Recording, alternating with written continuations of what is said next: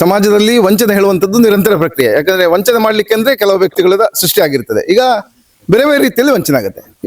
ಇವತ್ತು ಅಂದ್ರೆ ನಿನ್ನೆ ಆದಿತ್ಯವಾರದ ದಿನ ಒಂದು ದೊಡ್ಡ ವಂಚನೆಯ ಪ್ರಕರಣ ಬೆಳಕಿಗೆ ಬಂದಿದೆ. ಯಾಕಂದ್ರೆ ಇಲ್ಲಿ ಒಂದಷ್ಟು ಮಂದಿ ಕೇರಳದವರು ಹೇಳುವ ಒಂದು ನಿಟ್ಟಿನಲ್ಲಿ ಇಲ್ಲಿ ಬಂದು ರಬ್ಬರ್ನ ಏನು ಮರ ಇದೆ ಅದನ್ನು ಕಟಾವು ಮಾಡಿಕೊಂಡು ಹೀಗೆ ಈ ರೀತಿ ದಿಮ್ಮಿಗಳನ್ನಾಗಿ ಪರಿವರ್ತಿಸಿ ಕೊನೆಗೆ ಅದನ್ನು ಕೊಂಡೊಯ್ಯುವ ಒಂದು ಕಾರ್ಯವನ್ನು ಮಾಡ್ತಿದ್ದಾರೆ. ಅದು ಒಂದು ರೀತಿಯ ವ್ಯವಹಾರ. ಆದ್ರೆ ಆ ವ್ಯವಹಾರ ಯಾವ ರೀತಿ ಅಂತ ಕೇಳಿದ್ರೆ, ಮರ ಇದೆ, ಯಾರ ಜಾಗದಲ್ಲಿ ಮರ ಇದೆ ಆ ಜಾಗಕ್ಕೆ ಹೋಗಿ ಅವರು ಆ ಜಾಗದ ಮಾಲಕರಲ್ಲಿ ಮಾತಾಡಿ ನಾವು ನಿಮಗೆ ಅಡ್ವಾನ್ಸ್ ಕೊಡ್ತೇವೆ, ನಮಗೆ ಆ ಮರ ಕೊಡಿ ಅಂತ ಹೇಳ್ತಾರೆ. ಅವರು ಒಂದು ಕಿಂಚಿತ್ ಅಡ್ವಾನ್ಸ್ ತಗೊಂಡು ಮರ ಕೊಡ್ತಾರೆ. ಕೊನೆಗೆ ನಾವು ಇವರು ಯಾರು ಆ ವ್ಯವಹಾರ ಮಾಡ್ತಾರೆ ಅವರು ಜಾಗದ ಮಾಲಕರಿಗೆ ಹೇಳ್ತಾರೆ ನಾವು ಇಲ್ಲಿಂದ ಮರ ಕೊಂಡೋಗಿ ಅದ್ರ ನಂತರ ನಿಮಗೆ ಹಣ ಕೊಡ್ತೇವೆ ಅಂತ ಹೇಳ್ತಾರೆ. ಆದ್ರೆ ಇಂಥ ಹಲವಾರು ಕಡೆಗಳಲ್ಲಿ ಅವರು ಮರ ತಗೊಂಡು ಹೋದ ನಂತರ ಹಣ ಪಾವತಿ ಮಾಡದೆ ವಂಚನೆ ಮಾಡಿದ ಪ್ರಕರಣ ಈಗ ಬೆಳಕಿಗೆ ಬಂದಿದೆ.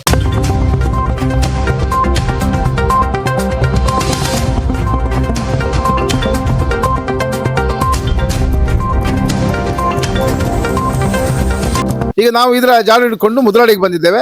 ಈಗ ಮುದ್ರಾಡಿಗೆ ಬಂದಾಗ ಇಲ್ಲಿಯ ಪ್ರಕರಣ, ಹಾಲಾಡಿಯ ಪ್ರಕರಣ, ಅದ್ರ ಜೊತೆಗೆ ಮುನಿಯಾಲ್ನಲ್ಲಿ ನಡೆದ ಘಟನೆ, ಅದ್ರ ಜೊತೆಗೆ ಕಡತಲದ ಒಂದಷ್ಟು ಮಂದಿ ಕಾರ್ಮಿಕರಿಗೆ ದುಡ್ಡು ಕೊಡ್ಲಿಕ್ಕೆ ಇರುವಂತದ್ದು, ಅದ್ರ ಜೊತೆಗೆ ಚಿಕ್ಕಲ್ಬೆಟ್ಟಿನಲ್ಲಿ ಒಂದಷ್ಟು ಘಟನೆಗಳು ಹೀಗೆ ಒಂದು ಬೆಳಕಿಗೆ ಬರ್ತಾ ಇದೆ. ಈಗ ಇದರ ವಂಚನೆಯ ಮೊತ್ತ ಎಷ್ಟು ಅಂತ ಕೇಳಿದ್ರೆ ಲಕ್ಷ ಅಲ್ಲ, ಈಗ ಇಲ್ಲಿದ್ದು ಲಕ್ಷ, ಮುದ್ರಾಡಿಯ ಲೆಕ್ಕಾಚಾರ ಆಗಿದೆ ಲಕ್ಷಗಟ್ಟಲೆ ವಂಚನೆ.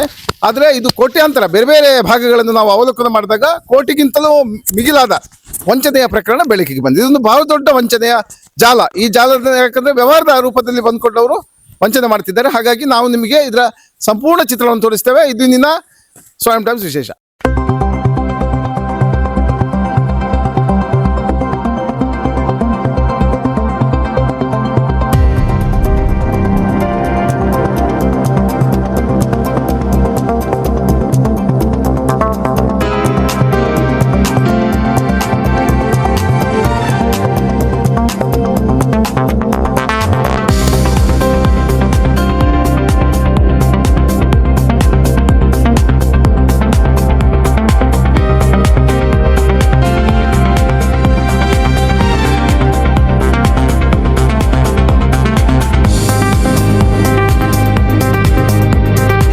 ಬಹಳಷ್ಟು ಮಂದಿಗೆ ವಂಚನೆ ಮಾಡಿದ್ದಾರೆ. ಈಗ ಆ ವಂಚನೆಯ ಮಾಹಿತಿ ಅಂದ್ರೆ ಆರಂಭದ ಹಂತದಲ್ಲಿ ಮಾಹಿತಿ ತಿಳಿದವರು ನಮ್ಮ ಮುದ್ರಾಡಿಯ ನಿವಾಸಿ ಆಶಾ ಅವರು. ಈಗ ಆಶಾ ಅವರು ಒಂದಷ್ಟು ಬಗ್ಗೆ ಮಾಹಿತಿಯನ್ನು ಕೊಡ್ತಾರೆ. ಆಶಾ ಅವರು, ಈಗ ಒಂದಷ್ಟು ಮಂದಿಗೆ ವಂಚನೆ ಆಗಿದೆ. ಈಗ ನಿಮಗೆ ಆ ವಂಚನೆಯ ಪ್ರಕರಣ ಹೇಗೆ ಗಮನಕ್ಕೆ ಬಂತು? ನನ್ಗೆ ಇಲ್ಲಿ ಫಸ್ಟಿಗೆ ನಾವು ಅಡ್ವಾನ್ಸ್ ಅಂತ ಹೇಳಿ 1,000 ಕೊಟ್ಟಿದ್ರೆ ಅಷ್ಟೇ. ಪರ್ಚೇಸ್ ಇದು ಮರ ನಾವು ತಕೊಳ್ತೇವೆ, ಇಲ್ಲಿ ಕಟಿಂಗ್ ಮಾಡ್ತಾ ಇದ್ದೇವೆ ನಾವು ಅಂತ ಹೇಳಿ ಹೇಳಿದ್ರೆ, ಬೇರೆಯವರಿಗೆ ಇದು ಮಾಡುದು ಬೇಡ, ಅವರಿಗೆ ಕೊಡುವ ಬಂದಿದ್ದಾರಲ್ಲ ಅಂತ ಹೇಳಿ ಅವರಿಗೆ 1,000 ರೂಪಾಯಿ ಅಡ್ವಾನ್ಸ್ ಮಾಡಿದ್ರು. ಅಡ್ವಾನ್ಸ್ ಮಾಡಿ ಅಲ್ಲಿ ಆಚೆ ನಮ್ಮ ಪಕ್ಕದ ಶೆಟ್ರ್ ಮನೆಯದು ಪ್ಲಾಟ್ ಅಲ್ಲಿ, ಸುಜಾತ ಅವರದ್ದು ಪ್ಲಾಟ್ ಅಲ್ಲಿ ಅರ್ಧಂಶ ಕಟಿಂಗ್ ಮಾಡಿ, ಅರ್ಧಂಶ ಅಲ್ಲ ಮುಕ್ಕಾಲಂಶ ಕಟಿಂಗ್ ಮಾಡಿದ್ರು. ಮುಕ್ಕಾಲಂಶ ಕಟಿಂಗ್ ಮಾಡಿ ಒಂದು 30 ಮರನೇನು ಅಷ್ಟೇ ಇದೆ ಇನ್ನು ಕಟಿಂಗ್ ಮಾಡ್ಲಿಕ್ಕೆ. ಆ ಮರ ಕಟಿಂಗ್ ಮಾಡುವಾಗ ಲಾಸ್ಟಿಗೆ ಅವರು ಅಲ್ಲಿಂದ ಕೈ ಕೊಟ್ಟು ಈಚೆ ಬಂದ್ರು. ಇವರದ್ದನ್ನು ಫಿನಿಶ್ ಮಾಡಿದ್ರು. ಇವರದ್ದು ಫಿನಿಶ್ ಮಾಡಿ ಲಾಸ್ಟ್ ಮೂಮೆಂಟ್ ನಾಳೆ ಕಟ್ತೇವೆ, ನಾಳೆ ಕಟಿಂಗ್ ಮಾಡ್ತೇವೆ, ನಾಡ್ದು ಕಟಿಂಗ್ ಮಾಡ್ತೇವೆ ಹೀಗೆ ಹೇಳ್ತಾ ದಿನ ದುಡಿದ್ರು. ಲಾಸ್ಟಿಗೆ ನಮ್ಗೆ ಗೊತ್ತಾಯ್ತು ಇವ್ರದ್ದು ಎಲ್ಲ ಫಿನಿಶ್ ಅಲ್ಲಿ ಕಟ್ ಮಾಡಿದ ಮರವನ್ನು ಹಿಡ್ಕೊಂಡು ಹೋಗಿದ್ರಾ? ಸ್ವಲ್ಪ ಉಂಟು ಅಲ್ಲಿ ಸಹ. ಹೌದು, ಅವರಿಗೆ ಬೇಕಾದಷ್ಟು ಅವ್ರು ಹಿಡ್ಕೊಂಡು ಹೋಗಿದ್ದಾರೆ. ಈ ಸಣ್ಣ ಸಣ್ಣ ಸೌದಿ ಎಲ್ಲ ಉಂಟು. ಮತ್ತೆ ಅಲ್ಲಿ ಲಾಸ್ಟ್ ಲೋಡ್ ಆಗುವಾಗ ಒಂದು 2 ಲೋಡ್ ಇರುವಾಗ ನಮ್ಗೆ ಗೊತ್ತಾಯ್ತು. ಮತ್ತೆ ನಮ್ಮ ಮುದ್ರಾಡಿ ಮಂಜಣ್ಣ ಅವರ ಅಲ್ಲಿಗೆ ಹೋಗಿ ಅವ್ರ ಹತ್ರ ಹೀಗೀಗೆ ನಮ್ಗೆ ಮೋಸ ಮಾಡಿ ಹೀಗೆ ಮಾಡಿದ್ದಾರೆ. ಮಂಜುನಾಥ ಪೂಜಾರಿ ಅವ್ರ ಹತ್ರ ಹೋದ್ವಿ. ಅವ್ರಿಗೆ ಹೀಗೀಗೆ ನಮ್ಗೆ ಮೋಸ ಮಾಡಿದ್ರು ಅಂತ ಹೇಳಿದ್ದೆವು. ಮತ್ತೆ ಅವರು ಈಗ ಇದ್ ಮಾಡ್ತಾ ಇದ್ದಾರೆ.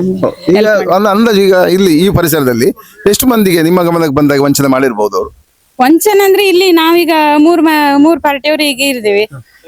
3 ಪಾರ್ಟಿ ನಮ್ಗೆ ಇಲ್ಲಿ 2 ಪಾರ್ಟಿಯವರಿಗೆ, ಮತ್ತೆ ಹಾಗೆ ಮುನಿಯಲ್ಲಿನಲ್ಲಿ ಕಟಿಂಗ್ ಮಾಡಿದ್ದಾರೆ ಅಂತ ಅಲ್ಲಿ ಸಹ, ಕಡ್ತಲದಲ್ಲಿ ಅಲ್ಲಿ ಸಹ ಅವರಿಗೆ ಸಹ ತುಂಬಾ ಹೀಗೆ. ಹಾಗೆ ಇಲ್ಲಿ ಹಾಲಾಡಿಯಲ್ಲಿ ಎಲ್ಲೋ ಹೀಗೆ ಇದ್ ಮಾಡಿದ್ದಾರಂತೆ. ನಾನು ಆಗ ಹೀಗೆ ಒಬ್ರ ಹತ್ರ ಮಾತಾಡುವಾಗ ಅವ್ರು ಹೇಳಿದ್ರು, ಹೋದಲ್ಲಿ ಅವರು ಮಾಡುದೇ ಹೀಗೆ ಎಲ್ಲಿ ಹೋದ್ರು ಸಹ.